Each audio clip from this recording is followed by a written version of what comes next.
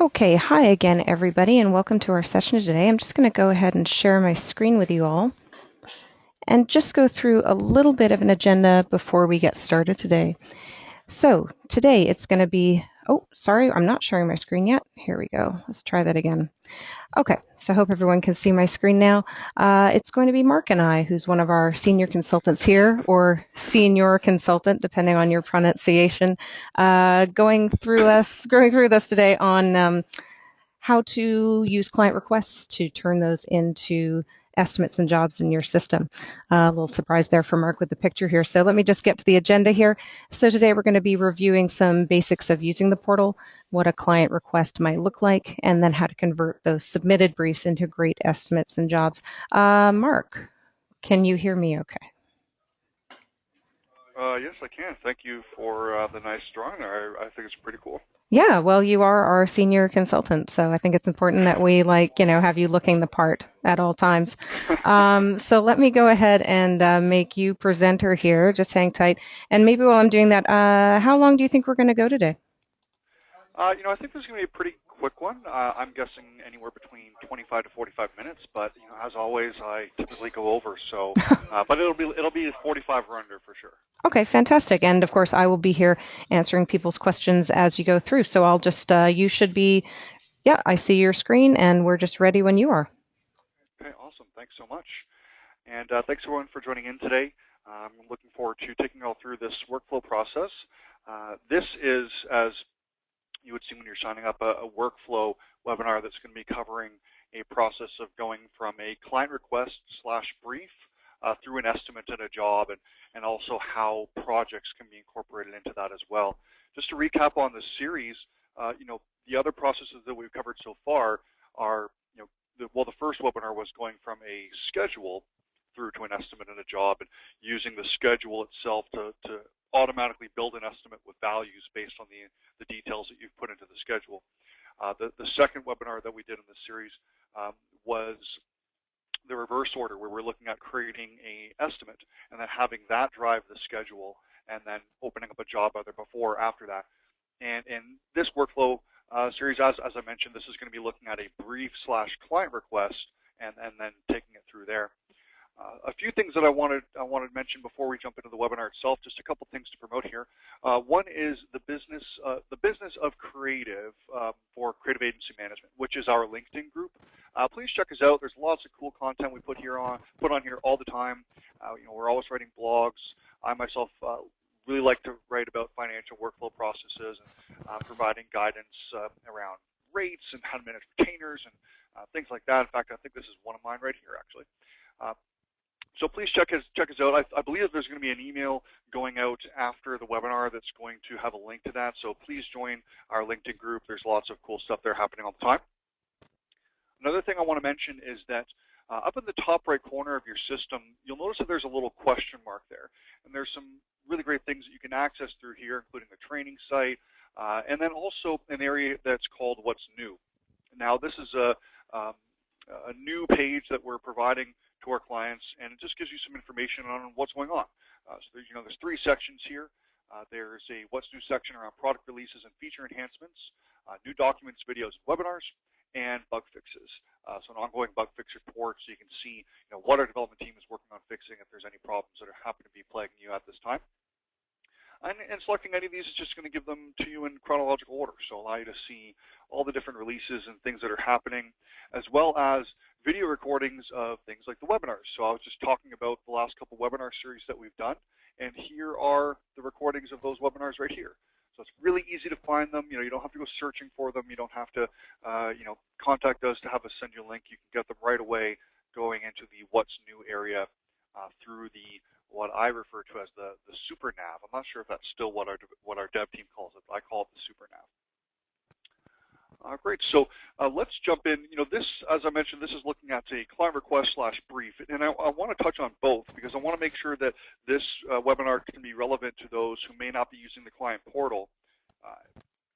But what I'm going to do is I'm going to start off with the client portal. So I'm going to start off with the process of submitting a request through the client portal, having that show up internally, and then how you can then turn that into an estimate, share it back with your client, and then how that then turns into a job, and how all the information in the request and the brief is carried through into the job and then accessible later on. And then I'm also going to show a process of just creating the brief on its own internally. And they're really similar. The only difference is that the brief is being, in the first process, the brief will be created through the client portal, and in the second, it'll be created in your own internal system. So there's two versions I'm going to be showing today. The first is, of course, your system, which is what we have open right now, and then the other is the client portal. Now, one thing I want to mention is the terminology. I have this section called briefs in my system. This is a really common module to be renamed. So if you happen to call this something different, like requests or anything else, I see a lot of different things, a lot of different terms used here. I know that when I refer to briefs, I'm referring to this module. So I'm going to go ahead and open up the client portal. I'm sliding one over here. This is an example of our client portal that I put together for my demonstration system. This will, of course, have your banner along the top here. Now, there's some other things that you can do, and some clients may not be aware of this, but you actually can edit the background color of the banner to any HTML color code. So it's very easy to blend the top section. And the background, of course, can be yours as well. And that could be an image. It could be an image with a border, or you could have it, checkering itself, as I have happening here, if I were to zoom out far enough. And then you could also have that be an HTML color code if you prefer as well. So what we're going to do here is we're going to start off by going into request. And the landing page of the portal is the active work section.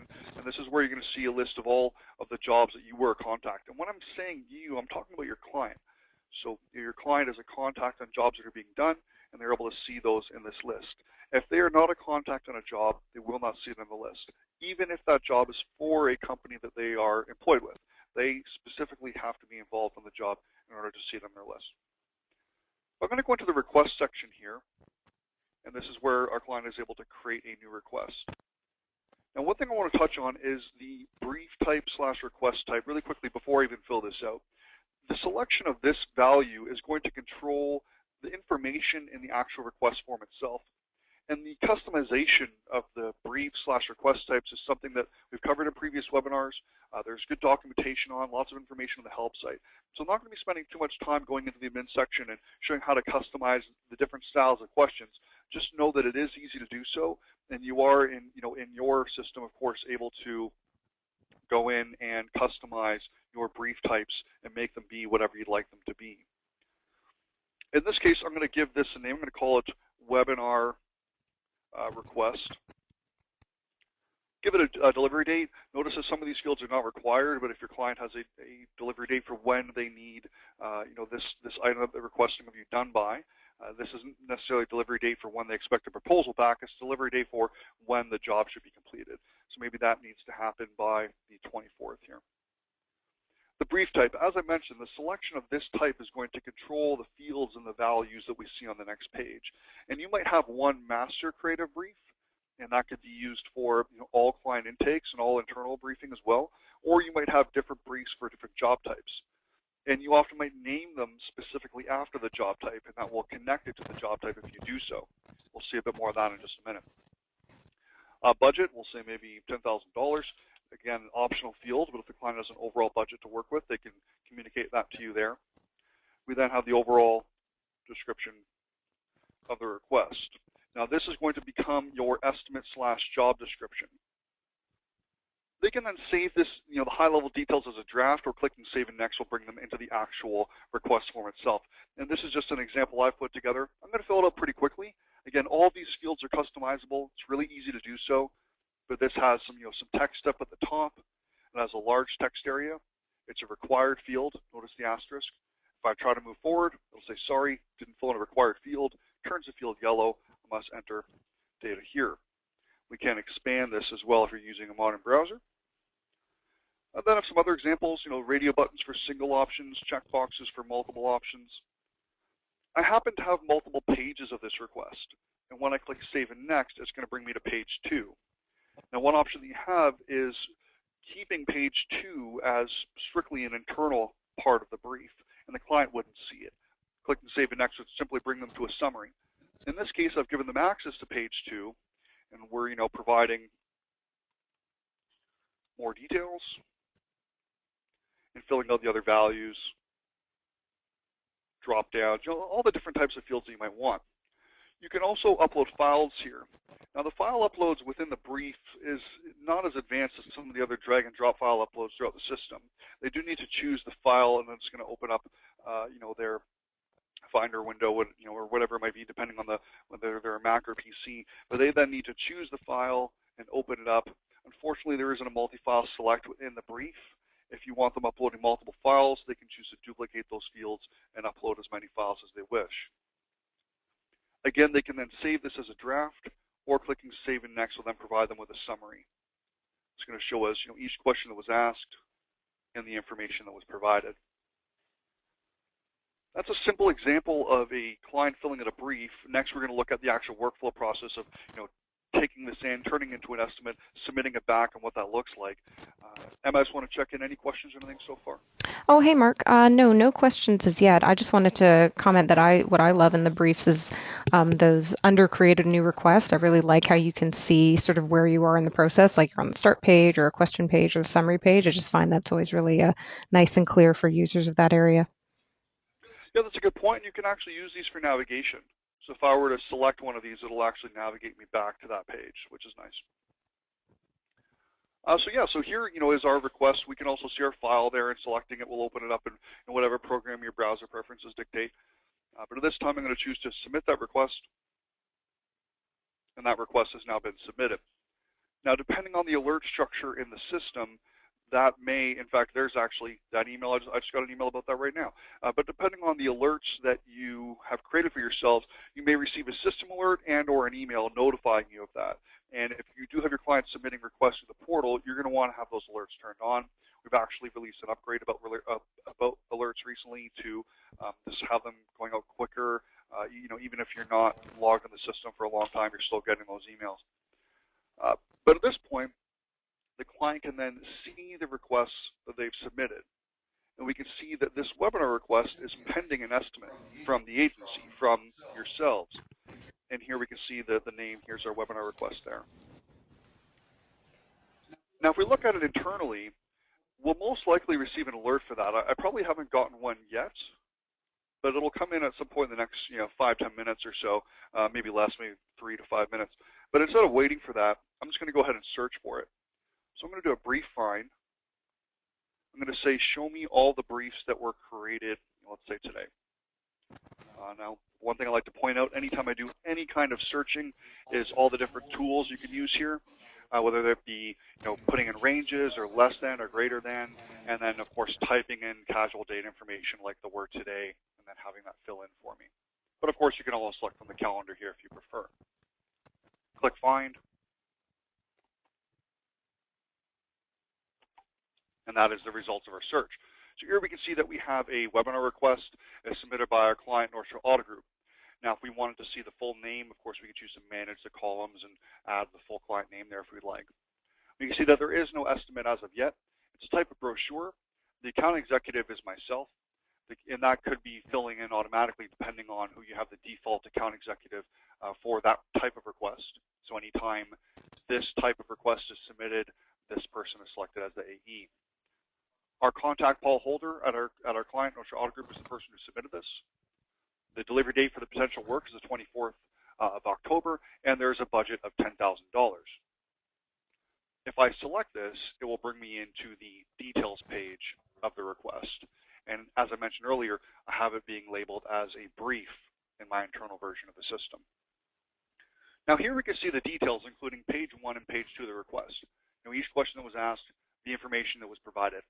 Let's say that I had not allowed the client to view page 2 on their side in the portal, and that's a really simple setting selection in the admin section, choosing which pages, one or both, is available to the client. Now, if only one had been available, then we would have seen the question and the information that they provided, and page 2 would show us questions and they would be blank. I could then go ahead and choose to edit the brief. And you might even want both pages available, but perhaps you have one of the last questions saying for internal use or for agency use only. It's like when you're filling out like a declaration card when you're getting off a plane or something, and half of the card is for you and the other half it says for officer use only, that type of thing. Or you could give them page 1 or page 2. There's some flexibility there, but you could go in and provide additional details. And you can right-click your spelling mistakes, always useful for myself. There's our file there as well. Get a good thumbnail of it. Submit that. We provided some additional details. Of course, selecting the file will, again, open it up in whatever program your browser preferences dictate there. Now, let's say we want to go ahead and take action on this. Before I do, I'm just going to check in again. Any questions, anything so far? Oh, hey, Mark. No, we haven't had any questions yet today. So quiet group. Last week was really a very question-heavy group. So the quiet group today, which is fine, but do feel encouraged to ask any questions. Just feel free. Yeah, no problem. I find it's pretty simple so far, so I'm not too surprised. But let's go ahead and take a look at the next action. So there's two different things that we can do. One is we can add a project, or we can add an estimate. Now, you could do these in any particular order, but let's say that based on the request, you've determined that a project would be necessary. Now, just as a reminder, the project is the umbrella for multiple jobs and or multiple estimates. So if we determined, okay, based on this request, we're going to have to open up 3 or 4 different jobs in order to accomplish it. Maybe each one will have its own schedule. We're going to add more briefs to each of those, and they're all going to be related to each other. What I would do is I would choose to add a project. From there, I would then add estimates to it. In this case, let's say that this is a single deliverable. So the client has requested a new brochure, and we just want to add an estimate for the brochure and submit it back to them. So I'm going to choose to add estimate, and that will bring me to my estimate add page. Now, any information that the client provided will fill in. The name, the type will fill in, but the type is only going to fill in if the name is identical to the request type. So if the request type was, brochure/collateral or something different, then it wouldn't have filled in automatically, and I would have needed to select the corresponding estimate/job type. If the request type name is identical and corresponds to an estimate/job type, it will fill in for me. Again, only if the naming conventions are identical. The company, the contact of the client that submitted it, the account executive, the rate category based on the client who submitted it, the overall description of the request, the due date, everything that the client has provided is filled in. I might want to provide other details such as what probability we expect this to close. Maybe it's 100% based on the fact that it's a request they submitted, and when we expect it to close, and we expect this to close in September because they're going to approve it right away. Category, what type of work is this? Let's say it's a fixed price. If they have a budget of $10,000. Let's say we're just going to charge them that $10,000. At this stage, we're going to be selecting the service group and list of services that we're going to be working on. And this should be pretty familiar to most people on this webinar. We're choosing the category and then the line items that is making up the structure of our estimates. And depending on how you operate, could also be the line items in your schedule and will become the line items in your invoice. And I'm going to touch on whether or not you show the client this level of detail in the version you submit back to them. But let's say in this example, we need all of these, and perhaps we're going to be purchasing some expenses. Maybe we're going to be purchasing some printing as an example of an external expense. So once we have the items that we need there, we'll submit that, and that brings us into the details page of the estimate. A few things I want to mention really quickly. You'll notice that in the relating tabs, we have our Files tab, we have our Briefs tab, we have our revenue schedule as well if we fill that in.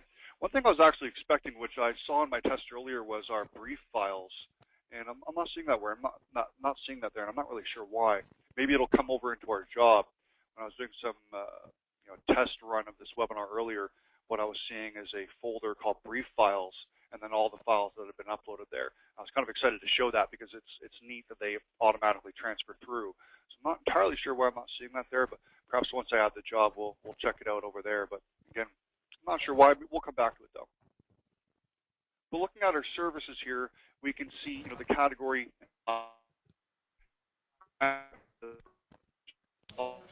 Oh, Mark, sorry to interrupt you there for a second. Your sound went really wonky there just for the last few seconds. So I'm not sure if that other people were affected by that. So if maybe you could just repeat the last couple of sentences. We were with you, or at least I was with you right up until you were describing that Files tab. So maybe if you could just repeat your last sentence. Sorry to interrupt you there. Yeah, no problem. Is it back to normal? Yeah, you sound back to normal now. And again, I apologize if everyone else heard him fine, but he went really wonky for me there for a second. So I thought before he got too far, we should make sure he repeated himself. Thanks, Mark. Okay. Yeah, you never know, right? Sometimes it'll be the sound will go for other people internally, other organizers, and it'll be fine for the client side, or vice versa, right? So it's always good just to repeat just in case. But yeah, I was mentioning that I was expecting within the Files tab, I was expecting a folder called Brief Files that was going to house the files that we put in the brief. And when I was doing a test run of this webinar earlier today, that's actually what I experienced. But for some reason right now I'm not seeing that. Let's take a look at our brief here really quickly. Page 2. Let's see if I were to fill this other field here. Yeah, and that's something I can look into for you as well, Mark, while you move forward. I haven't honestly checked the Files tab myself in the past to see if it shows. Oh, there they are. So, There we go. okay. So it looks as though it was perhaps because I was duplicating the field but leaving them blank. So the system was just not expecting somebody to open up additional file fields and not put anything in them. So that might be why I wasn't seeing that there.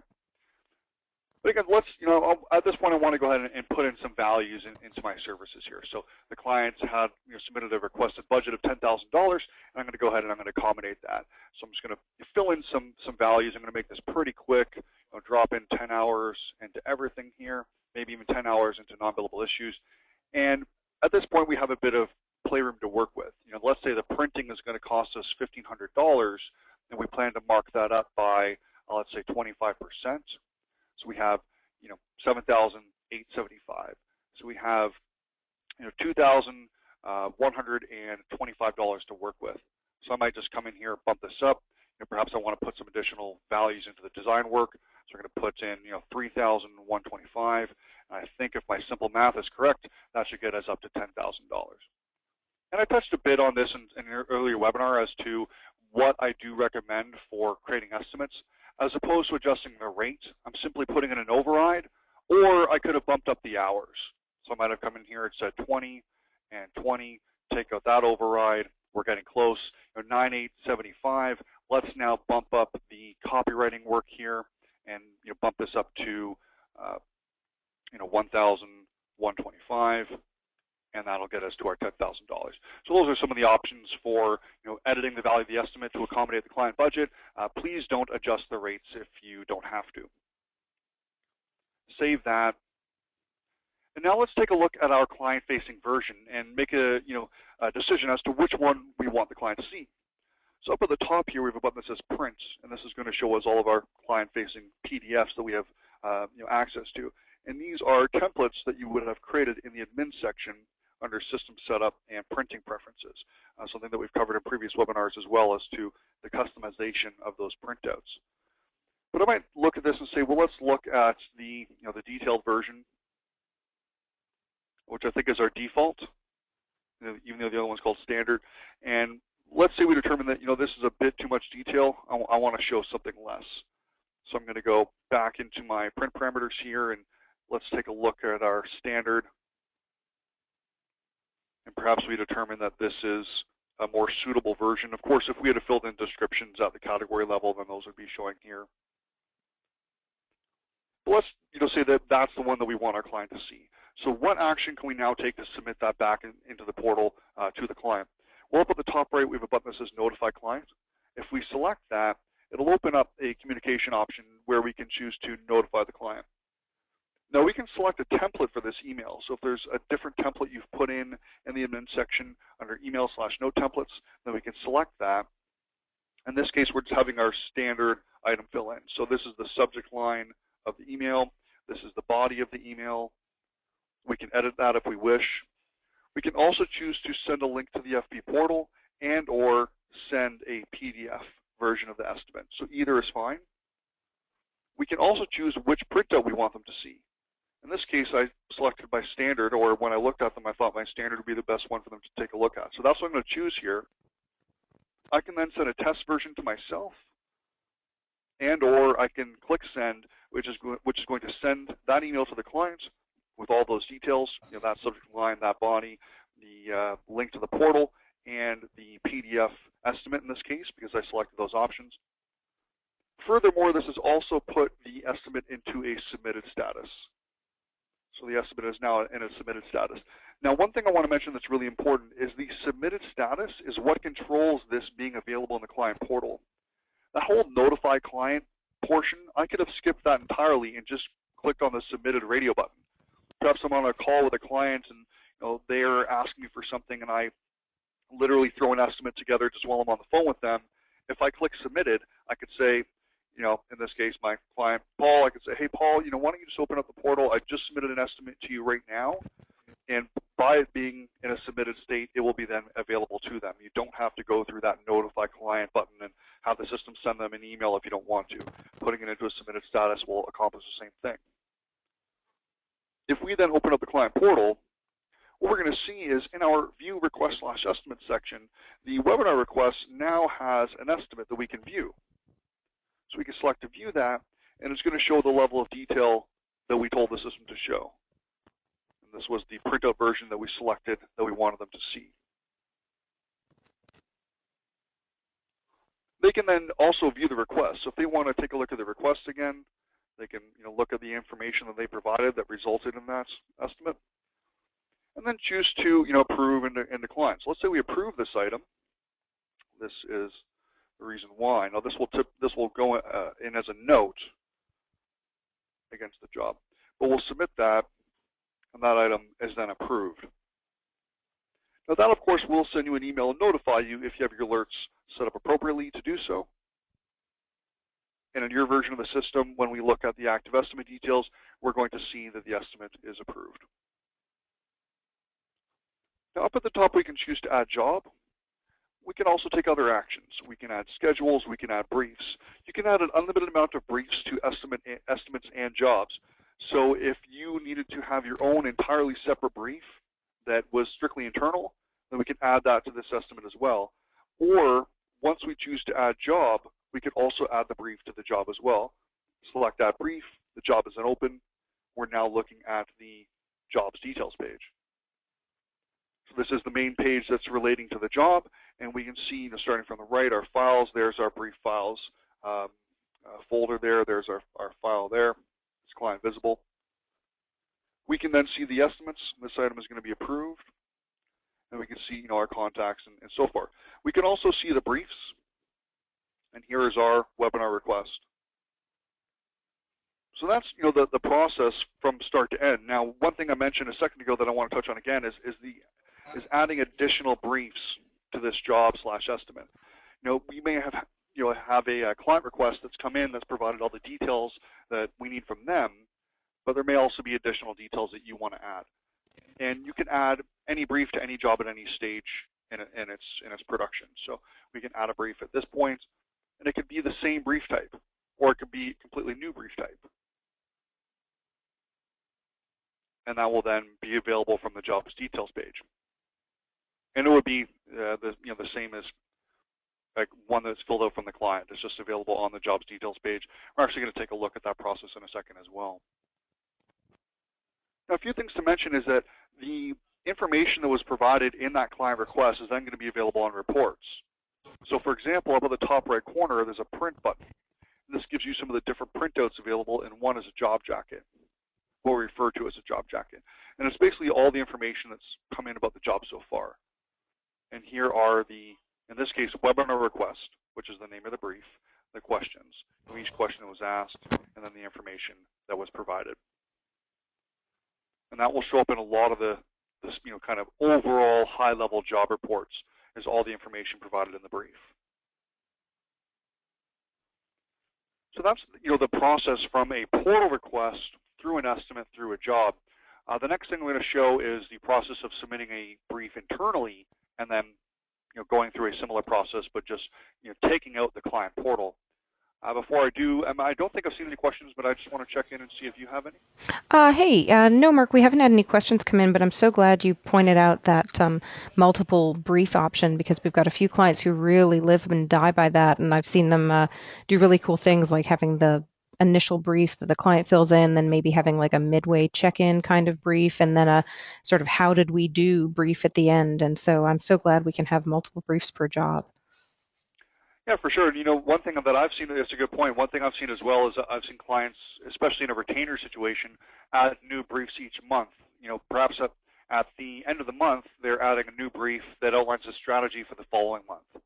And I actually was working with a client not too long ago who, you know, was opening up separate jobs for each month. And the only reason that they were doing so is they could have a brief for each month, because they actually didn't know that you could add unlimited amount of briefs. So each month they changed from having 12 jobs per year to having one job ongoing for the entire year, and just adding a brief for it each month, ending up with 12 briefs by the end of the job. Very cool. I didn't know that. That's really, really cool. For sure. So let's take a look at the process internally. You know, it's really similar. The only difference is that we're choosing to add a brief from our own internal version of the system as opposed to the client portal. So in this case, I'm going to call this internal brief workflow. Select our type. I'm going to choose the same type just because I know it. Select the company this is for. Let's say in this case it's for a company called Great Atlantic Insurance. Choose our key contact there. I think there's a few, so we'll select the one we're working with, maybe Phil here. If there's a budget, we can provide it. Perhaps we don't know it, but maybe we do know the due date. You know, the due date is, let's say, Halloween. We can provide then overall description. We can also relate this to an existing project or an existing estimate.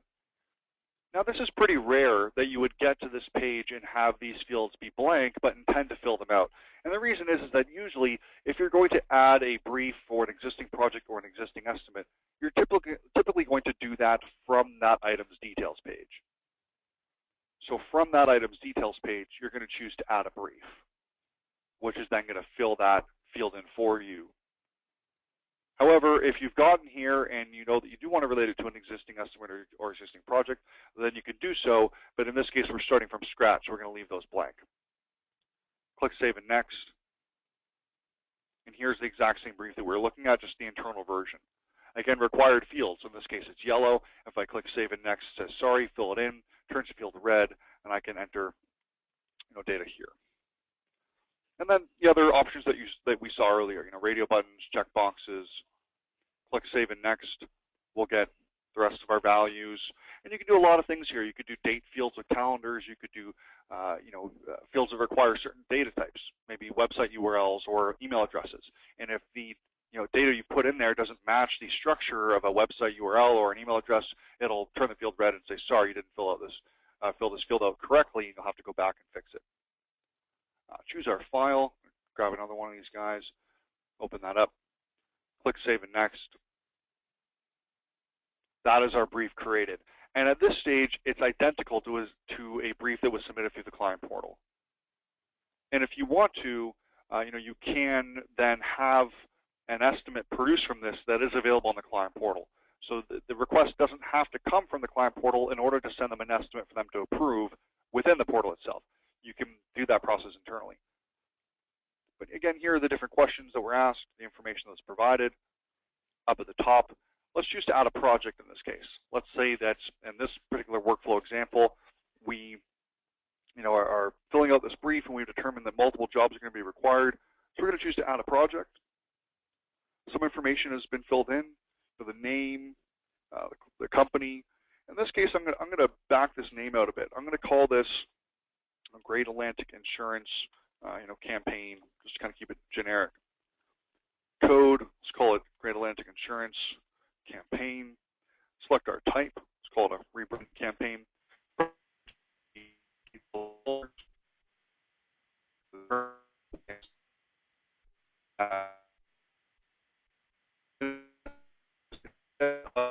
Choosing to, did I hit submit? There we go. Instead of choosing to add an estimate, we've added a project. So we now have a project. Actually, that briefs tab I was expecting to fill in there. Let's look at that brief. There's our project. There we are. So there's our brief there. So we've opened up the GAI campaign. And we can then choose to add estimates to this. So if I were to choose to add estimates, it's going to bring me to my estimate add page. However, if I want to relate the estimate specifically to the brief within the project, then I'd select the brief and choose to add estimate. But the point is that we've added the brief to the project. So looking at the project details page, this brief is now here. Now this brief may not be ever directly tied to any estimate/job underneath the project. There may be an overall brief that is supposed to represent the overall goal of the campaign and the overall goal of the project. It isn't specific to any one portion of it. This is not related to any estimate. It is the brief that's related to the overall project goals. Now, as I then add estimates, I might have estimate/jobs that have their own specific briefs related to their deliverables and their requirements. But this here is an overall project brief. So you'll notice that there's some themes here, and these themes are kind of overarching through this entire webinar series, and that is that you can connect these things together as you wish. Estimates, schedules, projects, briefs. When I say estimates, by the way, I'm also referring to jobs. They're quite interchangeable in the system. Estimates and jobs share information. You change information in one area, it'll automatically change the information in the other. But the point I'm trying to make is that you choose how you connect these things. So when you do things like select to add a brief, it gives you fields like estimate and project. When you choose to add an estimate, it gives you a project field, and you can connect those things. You can also connect them by using the action buttons from their details pages. Of course, selecting add an estimate is going to relate that estimate to this project. If I'm looking at an estimate details page and I choose to select add schedule, I'm adding a schedule directly related to that estimate. If I choose to add schedule from the system's main navigation bar, like the other options, then I can choose to add an estimate to that later. So the point I'm trying to make is that all of these different items are connected to each other as you wish. And in this workflow, we've created a brief. We've then added a project. This is the brief for the overall project. I might then choose to add an estimate. Call it, I'm sticking with my brochures for this series, so let's call it a brochure. It's type of a brochure. Choose our due date. Select our services. Maybe we don't have the values now, or maybe we do. I'll just put in some high-level values just to have something there. Save that, and then perhaps I'm adding a brief to this item. Notice it fills out my type, choose my contact and my client, and then fill out the information in the brief. Now, the point I'm trying to make here is that when we look at our projects details page, and you'll see it here because it's related to the item we're looking at. When we look at our projects details page, we're going to find two briefs. Here's the very first brief that we created. It's not related to any estimate. It is the overall project brief. We then have the brochure brief, which is related specifically to the brochure, which is the estimate that we have here. And we might create a whole bunch of estimates within this project and send it to the client as a single project estimate. And as they're approved, go ahead and choose to approve them and add job. And once we do so, we'll of course find the brief related to this job. So you can do things in any order that you wish. If it makes the most sense for you to add a brief, which is a very traditional workflow process, you're going to select to, of course, add a brief, fill out the brief, add an estimate that's based on the details provided in that brief, turn it into a job, and all the information follows through. If you prefer to add a project, you can add a project and then a brief, create an estimate from that if you wish. I just want to check in. I don't think I've seen any questions come in. Have you seen any at all? I have not, but I wanted to just say that I love that there's so many options, and hopefully everyone on the call today is really appreciating all the flexibility of the system and that you're not stuck going in a certain order or doing things in a certain way. So I'm really glad that you were able to show us all the flexibility of the system there, especially around briefs and submitting those. For sure. And if this ever seems a bit overwhelming for you, there's sometimes I hear people say, there's so many options. I don't really know exactly what I should be doing. Don't think of it as in what does the system want you to do. Think of it as in what do you want to do. So what is the action that you want to take that makes the most sense for you? And what do you need at that time? If what you need at that time, in this case, sticking with the content of this webinar, if what you need at that time is a brief, then go ahead and choose to add that brief. And then once you filled it in, let's say we're selecting this one here. Once you've filled it in, you'll then find your action buttons of the different things you can do. And of course, a logical next step is going to be to add estimates, in which case we'll find that add estimate option. In fact, if we were to choose just to delete that job, just for the sake of time,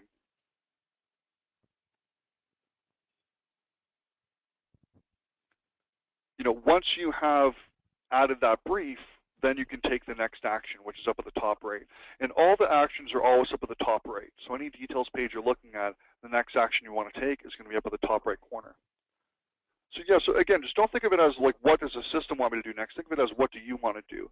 If what you need is an estimate, then go ahead and choose to add an estimate. And then if you need a brief after that, select that brief from the items details page that you just created. If you need a brief, go ahead and add the brief, and then you'll see all the available options from there. If you know that the item that you're creating is going to be an overall campaign with lots of sub-deliverables, then go ahead and choose to add a project. Once you've added that project, you'll find options like adding briefs and adding estimates. So take whatever action makes the most sense to you and go through whatever order that you'd like. And anytime you want to add something new, you're going to find that option in the action buttons up at the top right corner. That's excellent, Mark, and I really like how you always point that kind of stuff out. It's something I do when I'm talking to people as well, just the page layouts, how you've got those action items up in sort of the top right and all the stored information along the tabs. I find that really helps me as I'm navigating around too quickly. Awesome. Perfect. Well, that's all the content we have for today. Anything that I missed that you want me to cover? No, I think you're good. Just I guess if we're wanting to put like sombreros, if we're wanting to like Photoshop sombreros on our coworkers, we probably do that outside of Function Point. Is that fair to say? No, not at all. You can sombrero me anytime. In fact, I'm a pretty big Vancouver Canucks fan, or I was going to say I was before they started not doing so well, but I shouldn't say that because I'd be a pretty bad bandwagon jumper. But I actually have a senior Canuck outfit with a sombrero and a Vancouver Canucks poncho. So you're gonna. I'll give you that picture, and you can put that up as the webinar. Okay. Well, can you wear that next week? Because next week, of course, it's episode 4 of 4 of this series, which is going to be about one of your favorites and mine. You know what it is. The big R for retainers. Oh, yes. The retainer series. Yes, so that's next week. You should wear your sombrero for next week. My senior Canuck outfit? Yes, I think you'll need to, and then we'll put you on camera for the whole event. That'll get more attendees as well, of course. So that's next week. So that's all. We didn't get any questions today, which is fine. If anyone, of course, thinks of something later, welcome to send us a message and let us know. And if anyone, you may have been planning to say this, but I'm going to talk for a minute. If anyone has ideas about subject matters they'd like to see us cover in webinars, of course, let us know as well. And then, we're doing same bat time, same bat channel next week for the last one in this particular series anyway. Awesome. Mark, anything else that you want to say to anybody before we let people go? I mean, I think we'll leave it open for a few minutes, see if people come in with some questions, yeah? Yeah, that works for me. If any questions come in, of course, we'll be happy to answer them at the time, or, if we can't, then we'll, of course, follow up with you later on via email and let you know. Excellent. Well, thank you so much, as always, Mark, for being such a great presenter and a colleague and friend. And looking forward to doing this again with you next week. And we recorded today's session. We'll post it in those places you showed, and there will be a follow-up message coming out once the session is over with some pertinent links and some recommended further reading, of course. Awesome. Thanks, Emma. Thanks, everyone, for joining in today.